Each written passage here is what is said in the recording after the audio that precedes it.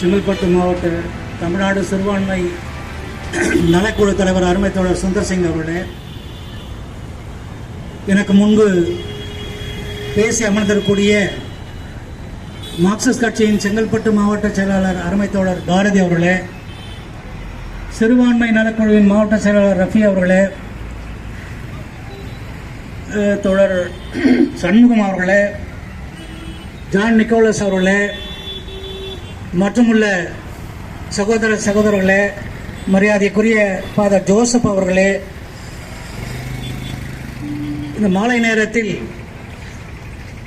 வெறுப்புக்கு எதிராக உலகத்திலே நாம கூட்டம் போடக்கூடிய ஒரு சூழ்நிலை இந்தியாவில் தான் வந்திருக்கு. காரணம் என்னன்னா, இந்த நாட்டின் பிரதமர் ஒரு நாட்டு மக்களில் இருக்கக்கூடிய மக்களை ஒருமைப்படுத்துவதற்கு, ஒற்றுமைப்படுத்துவதற்கு, அந்த நாட்டின் எளிய மக்களை முன்னேற்றுவதற்கு, உழைப்பாளி மக்களின் நலன்களை காப்பதற்காக சட்டங்களை இயற்றுவதற்கு பதிலாக சமூகத்தின் பல்வேறு பிரிவில் இருக்கக்கூடிய மக்களை அவர்களை வேற்றுமுணர்வை தூண்டக்கூடிய அளவில் நம்முடைய பிரதமர் மோடி அவர்கள் நடந்து கொள்கிறார். நேற்று கூட பிரான்ஸ்ல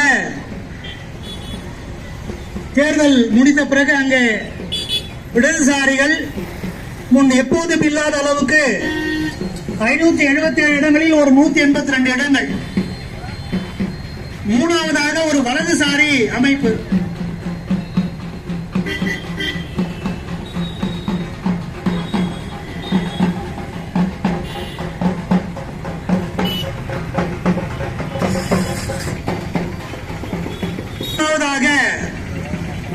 ஒரு வலதுசாரி அமைப்பு, அந்த அமைப்பு முன் எப்போதும் இல்லாத ஆளுங்கட்சியாளர்கள் தோத்து போச்சு, மிகப்பெரிய அளவில் தோல்வியை சந்திச்சிருக்கு.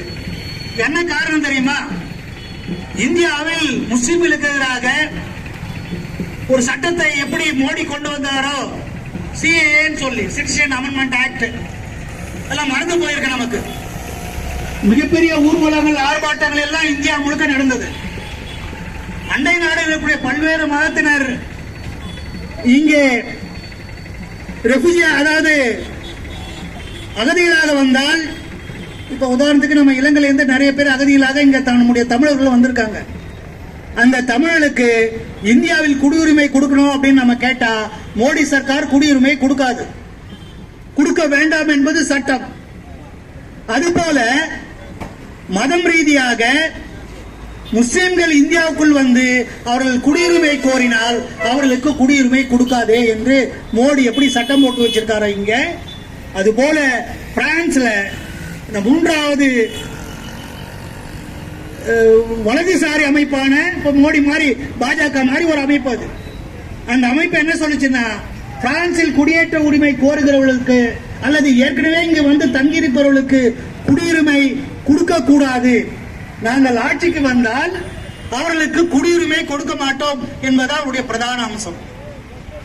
அதற்கு மாறாக இடதுசாரி அமைப்புகள் ஒன்றிணைந்து இங்க இந்தியா கூட்டணி மாதிரி அந்த பாப்புலர் ஃப்ரண்ட் என்று ஒன்று உருவாக்கி ஒரு 3 வாரங்களில் மிகப்பெரிய வெற்றியை உருவாக்கி இங்க ஆட்சி அமைக்க போறாங்க. இடதுசாரிகளும் மைய கூட்டணி என்ற அந்த கூட்டணியும் சேர்ந்த அந்த பாப்புலர் ஃப்ரண்ட் என்று பிரான்ஸ்ல கூட்டணி அமைக்க போறாங்க. ஏன் தெரியுமா? அதற்கு முன்பாக பிரிட்டிஷ்ல பாலஸ்தீனத்திற்கு ஆதரவும் வலதுசாரி அதிதீவிரம் பிரிட்டிஷுக்கு தேவையில்லை என்று அவர்கள் அதே மாதிரி கோரிக்கை வைத்து பிரிட்டிஷ் வெற்றி பெற்றாங்க. இங்க சொன்னாங்கல்ல, இந்தியாவில் இருந்தாரு தமிழோட மருமவ சுனக் என்றவர் பிரிட்டிஷ் ஆட்சியாளராக பிரதமராக பதவியேற்றாருன்னு. அந்த சுனக் எவ்வளவு மோசமான ஆள் என்பதை எல்லாருக்கும் தெரியும்.